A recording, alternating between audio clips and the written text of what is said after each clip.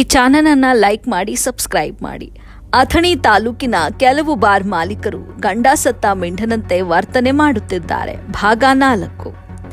ಅಥಣಿ ತಾಲೂಕು ಇತ್ತೀಚಿನ ದಿನಗಳಲ್ಲಿ ಪುಣ್ಯಕ್ಷೇತ್ರ ಅಂತ ಹೆಸರು ಪಡೆದುಕೊಂಡಿತ್ತು. ಆ ಪುಣ್ಯಕ್ಷೇತ್ರ ಹೋಗಿ ಈಗ ಸರಾಯಿ ಅಂಗಡಿಯ ಪುಣ್ಯಕ್ಷೇತ್ರವಾಗಿ ಮಾರ್ಪಟ್ಟಿದೆ.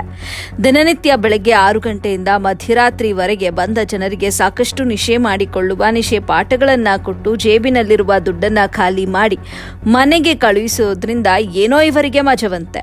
ಇವರಿಗೆ ಹೇಳುವವರು ಕೇಳುವವರು ಯಾರೂ ಇಲ್ಲ. ಕೇಳೋರಿದ್ರೂ ಕೂಡ ಇವರು ಕೊಡುವ ಕಮಾಯಿಯಲ್ಲಿ ಭಾರಿ ಮಟ್ಟದ ಶಾಮೀಲಾಗಿ ಇವರು ಕೊಡುವ ಹೆಂಡಕ್ಕೆ ಗುಲಾಮರಾಗಿದ್ದಾರೆ. ಅವರೇಕೆ ಕೇಳುತ್ತಾರೆ?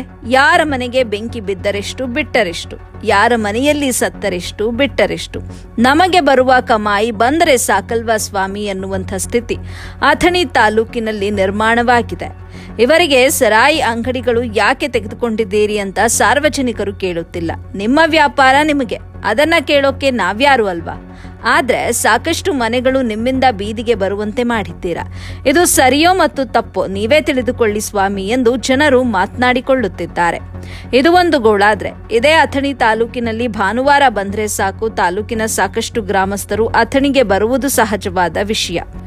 ಬೆವರು ಸುರಿಸಿಕೊಂಡು ಕುಟುಂಬಸ್ಥರಿಗಾಗಿ ಮಳೆ ಬಿಸಿಲು ಎನ್ನದೇ ದುಡಿಮೆ ಮಾಡಿದ ಎಷ್ಟೋ ದಿನದ ತನ್ನ ಆದಾಯವನ್ನ ಕೇವಲ 1 ಸೆಕೆಂಡ್ನಲ್ಲಿ ಮಿಂಚಿನ ರೀತಿ ಖರ್ಚು ಮಾಡಿ ಸರಾಯಿ ಕುಡಿದುಕೊಂಡು ಎಲ್ಲೋ ಸರ್ಕಲ್ ಹತ್ತಿರ ರಸ್ತೆ ಪಕ್ಕ ಅಥವಾ ದೇವಸ್ಥಾನದ ಪಕ್ಕ ಬಿದ್ದುಕೊಂಡು ರಾಜನಂತೆ ನಿದ್ರೆಯಲ್ಲಿ ಜಾರಿ ಮಲಗುವ ಇಂಥ ಜನರಿಗೆ ಏನ್ ಹೇಳಬೇಕು ಸ್ವಾಮಿ ಅನ್ನೋ ಪ್ರಶ್ನೆ ಕೂಡ ಮೂಡಿದೆ.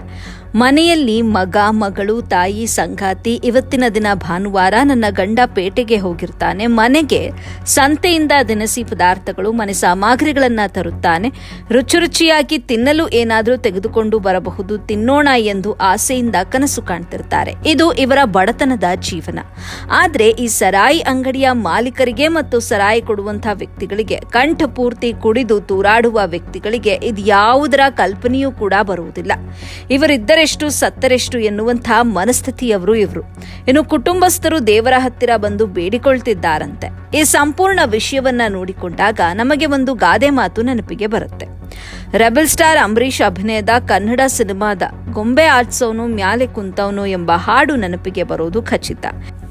ಏನಂದ್ರೆ, ಮ್ಯಾಗೆ ಕುಂತವನು ಮ್ಯಾಗಿ ಕೊಟ್ಟವನು ಆಟ ಆಡಿಸುತ್ತಾನೆ, ನಾವು ಆಡಬೇಕು, ಅವನು ನಡೆಸ್ತಾನೆ, ನಾವು ನಡೆದುಕೊಳ್ಬೇಕು ಎನ್ನುವಂತೆ ದೇವರೇ ಬಡಜನರ ಮನೆಗಳು ಬೀದಿಗೆ ಬರುವಂತೆ ಆಟ ಆಡಿಸುತ್ತಿದ್ದಾನೆ.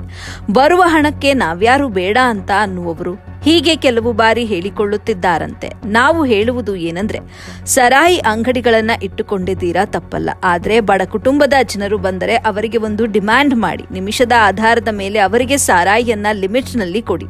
ಹೀಗಿದ್ದಾಗ ಮಾತ್ರ ಕುಟುಂಬಸ್ಥರು, ಮಕ್ಕಳು ನೆನಪಿಗೆ ಬರ್ತಾರೋ ಏನೋ ನೋಡೋಣ ಎನ್ನುವ ಸ್ಥಿತಿ ನಿರ್ಮಾಣವಾಗಿದೆ. ಇನ್ನು ಮತ್ತಷ್ಟು ಸುದ್ದಿ ಭಾಗ 5ರಲ್ಲಿ ಜನರ ಮಾತನ್ನ ನಿಮ್ಮ ಮುಂದೆ ಇಡುತ್ತೇವೆ. ಅಲ್ಲಿವರೆಗೂ ಕಾಯೋಣ. ಪಿಕ್ಚರ್ ಬಾಕಿ ಹೇ, ಸಬರ್ ಕರೋ.